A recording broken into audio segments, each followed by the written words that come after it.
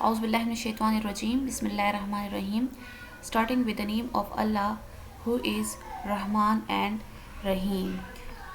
I am your course instructor Marina Khan. Welcome all of you to the Therapeutic Diet Plan Level 2.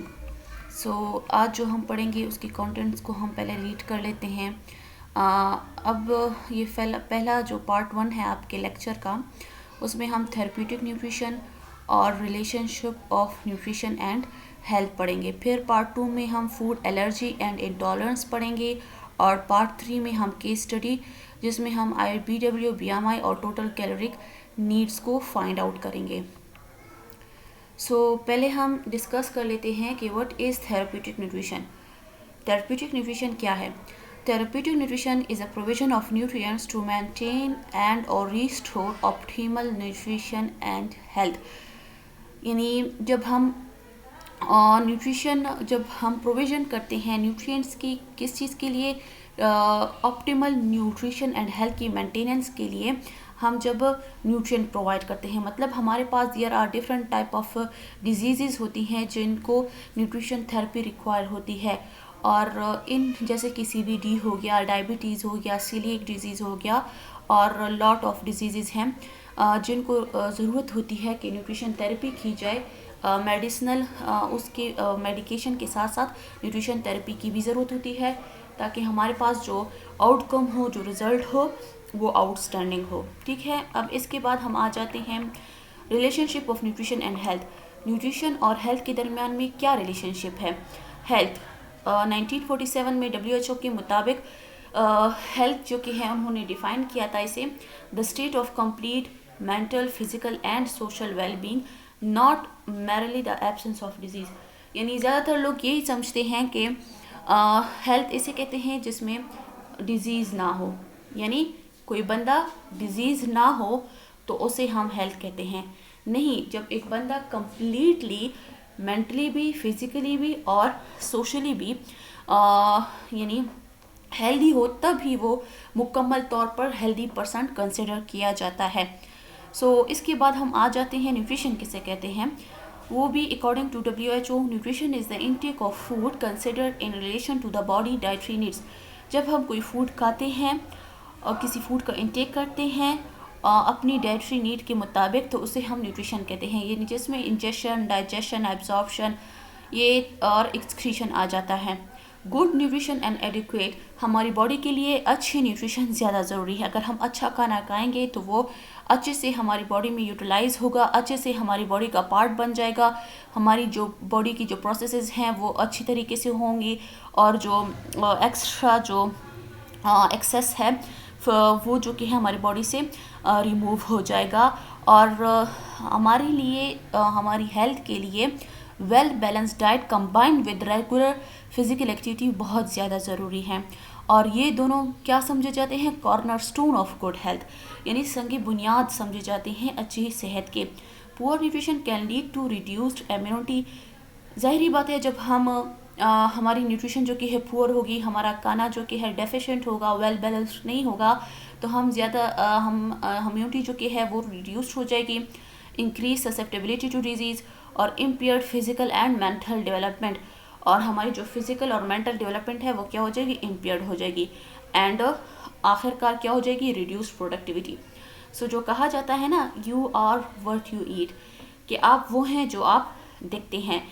This is a right thing, क्योंकि अगर आप अच्छा खाएंगे तो आप अच्छे दिखेंगे. अगर आप अच्छा नहीं खाएंगे, डेफिशिएंट यानी न्यूट्रिएंट डेफिशिएंट फूड लेंगे तो आप में डिफिशेंसीज आएंगी.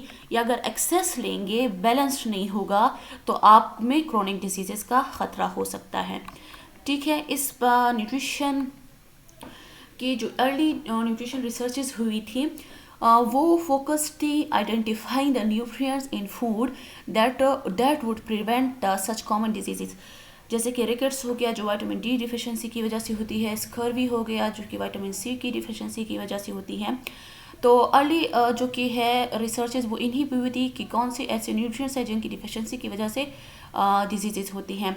तो इस नॉलेज के बाद जो कि डेवलप कंट्रीज़ है उन्होंने बहुत अच्छी तरह से इन डिजीज़ पर काबू पा लिया, मगर जो डेवलपिंग कंट्रीज़ थी वहाँ पे वर्ल्ड हंगर और न्यूट्रिएंट डिफिशिएंसी डिजीज़ जो कि हैं स्टिल प्रिवेल कर रही हैं। इस वजह से नहीं कि वहाँ पे न्यूट्रिशन नॉलेज नहीं है, बल्कि इस वजह से कि वर्ल्ड हंगर है, गुर्बत है और अफलास है, जिसकी वजह से वो न्यूट्रिएंट डेफिशिएंट उन डिजीज़ जो कि है उनमें हो रही है। ठीक है, अब आजकल जो मोर रिसेंटली न्यूट्रिशन रिसर्चेस हो रही हैं वो फोकस्ड है क्रोनिक डिजीज़ पर, यानी वो डिजीज़ जो कि एक्सेस ऑफ न्यूट्रिएंट और एनर्जी की वजह से हो रही हैं। और ज़्यादातर लोग यही समझते हैं कि ये फिर डेवलप्ड कंट्रीज़ में होगा। नहीं, जिस तरह ये रिच कंट्रीज़ की का इशू नहीं है, सिर्फ ये डेवलपिंग कंट्रीज़ में भी जो कि है एपिडेमिक यानी फैल चुका है। और इसके बाद जो हम आएंगे वो हम पढ़ेंगे, यानी देखें हम जब अपनी डेली रूटीन की तरफ देखें तो हम थाउजेंड्स ऑफ मील जो कि हैं अपनी लाइफ में कंज्यूम करते हैं विदाउट एनी अटेंशन, विदाउट कोई कंसिडरेशन। हम उनकी तरफ कोई भी तवज्जो, बस जो सामने आ गया हमने खा लिया। लेकिन और यही जो फूड है ये हमारी बॉडी का पार्ट बन रहा है, हमें हमारी बॉडी में एज अ फ्यूल यूज़ हो रहा है, हमें प्रोटेक्ट कर रहा है डिजीज़ से। और ये फिर डिपेंड करता है हमारी body, how successfully your body handle these task depend on your food choices. आप जितना अच्छा फूड खा रहे हैं उतना ही ज़्यादा आपकी बॉडी आपको डिफेंड कर सकेगी, जितना अच्छा नहीं खा रहे तो इतनी ही कमज़ोर होगी आपकी बॉडी। देखिए हमारी ज़िंदगी जो कि है वो बेस्ड करती है फूड पर। अगर हम खाना नहीं खाएंगे तो हम सरवाइव नहीं कर सकते। और फूड में क्या होता है, न्यूट्रिएंट्स होते हैं, और ये न्यूट्रिएंट्स जो कि हैं ये हमारे लिए एसेंशियल सब्सटेंसेस होते हैं for the growth and survival of living being. ठीक है, हम देखें हमारी बॉडी जो कि है, एक बंदा होता है उसका दुश्मन हो तो वो अपने दुश्मन के ख़िलाफ़ अपने साथ हथियार रखता है। उसके हथियार क्या होते हैं, या छुरी होता है, चाकू होता है, डंडा होता है वगैरह, ताकि वो अपने दुश्मन से ख़ुद को बचा सके। तो हमारी बॉडी है उसका दुश्मन क्या है, डिजीज़ है, बीमारियां हैं। तो हमारा जो वेपन होगा, हमारी जो हथियार है वो क्या है, हमारी खुराक है।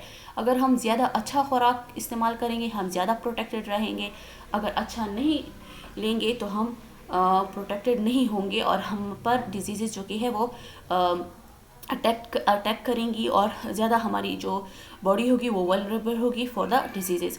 सो गुड, तो एंड में हम ये इस रिजल्ट पे आ गए हैं कि good nutrition indicate the right amount of nutrient for proper utilisation for achieving the highest level of health. So इसके बाद हमारे पास जो कि है फर्स्ट पार्ट जो कि है वो ख़त्म हो गया।